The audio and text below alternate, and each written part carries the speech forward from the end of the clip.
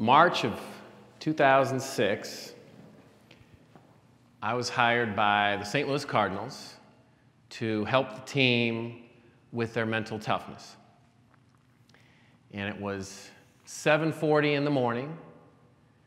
I was in Walt Jocketty's office. Walt was the then GM of the team. And I was about to start a week-long, 2-hour-a-day workload with the St. Louis Cardinals. And Walt said, "You ready to go down and meet Tony and then start the presentation?" And we walked into Tony La Russa's office, and he was sitting behind his desk. It was a small office, maybe 10 by 10. And Walt says, "Tony, this is Jason Selk. He's going to do the sports psychology for the team this year."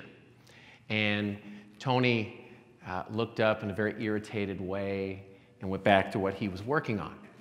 I thought, this is not quite how I thought it was going to go. And then after about a minute or so, he stood up, he walked right by me, and he said, without looking me in the eye, "You have 10 minutes. And my first thought was, I've got a contract that says I'm supposed to be here for 2 hours each day for a week, and then for the rest of the year. And I started thinking, well, my name's the only name signed on that contract. I may not be an attorney, but I'm pretty sure that contract's not going to be binding. So I thought to myself, if I only have 10 minutes, I better make the 10 minutes good. Went out into the clubhouse, and I want you to keep in mind, the audience that I have in the clubhouse: Scott Rowland, Jim Edmonds, David Eckstein, Chris Carpenter, just coming off his 2005 Cy Young, Yadier Molina, Albert Pujols, and in the middle of the room, Tony La Russa, Dave McKay, Dave Duncan, Jose Oquendo.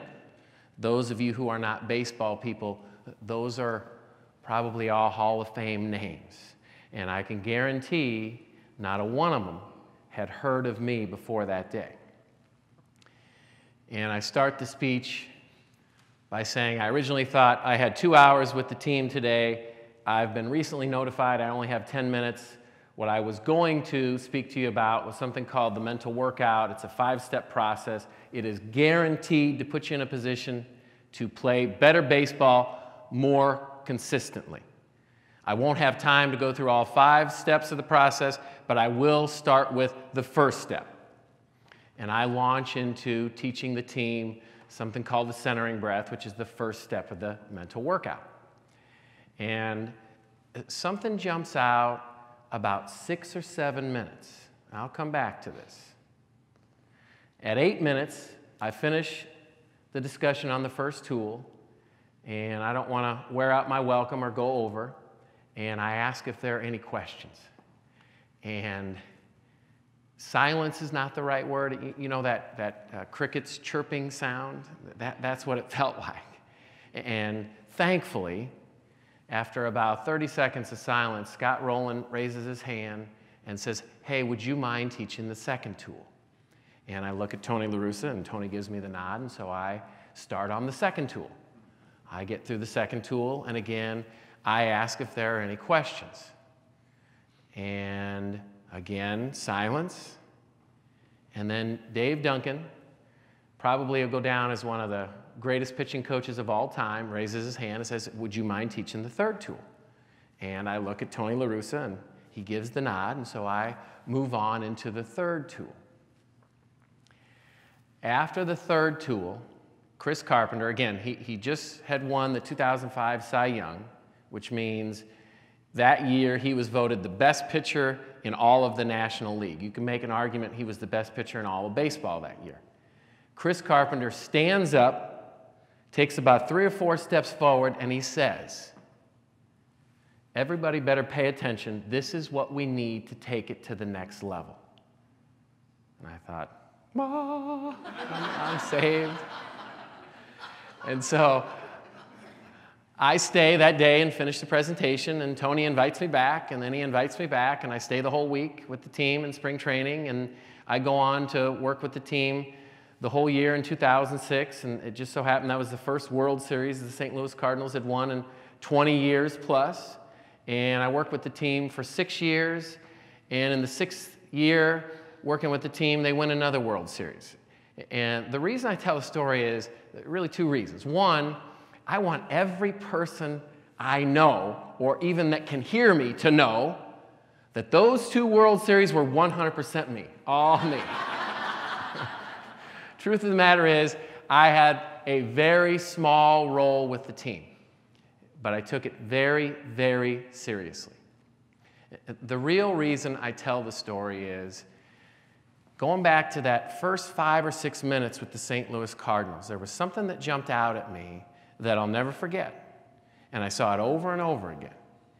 And you have to understand, the St. Louis Cardinals are the 2nd winningest Major League Baseball team in the history of Major League Baseball.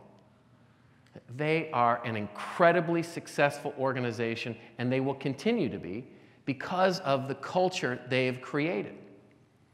And the first time it jumped out at me was in that 5 minutes with the team, and I'm looking around the room, and remember, you got a room here of complete superstars. And here's what I see. These guys are taking notes. And you know who's taking notes the fastest? Tony La Russa. All right, and it's one of the things I've come to learn, even more so, working with some of the other professional athletes I've worked with over the last 15 years and a lot of even high-end business people. This is one of the, what I call a pattern of greatness that you see with people. And I remember one of my clients, an NHL hockey player, he said it this way: I have an obsession for improvement.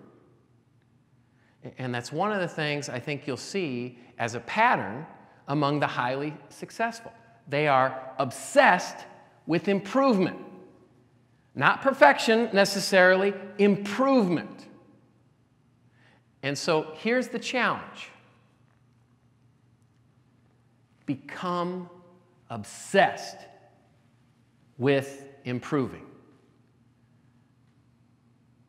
How do you do that? I'm a big believer in trying to think things through in a very simplified manner. Try to make it manageable. I believe this is a manageable way to become obsessed with improvement. Once a day, remind yourself to identify one thing you want to work on, one thing you want to improve. And it doesn't matter if you actually improve it. That's what's great about this. What matters is, are you identifying one thing daily to improve? Now, this is what I found. That might sound very simple, but it's actually quite difficult. And so what I would encourage you is actually identify 2 things. And this is the sequence that I really suggest you follow. First, on a daily basis, identify one thing you've already done well. You think about it. I know how the adult mind works.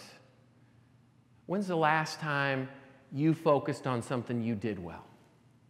When's the last time you gave yourself a little pat on the back for something done well? Now remember, it doesn't take curing cancer to qualify as something you're doing well. Any improvement whatsoever should be recognized as a win. And when you do that, when you get in the habit of giving yourself a pat on the back, it makes it much easier to produce future improvement.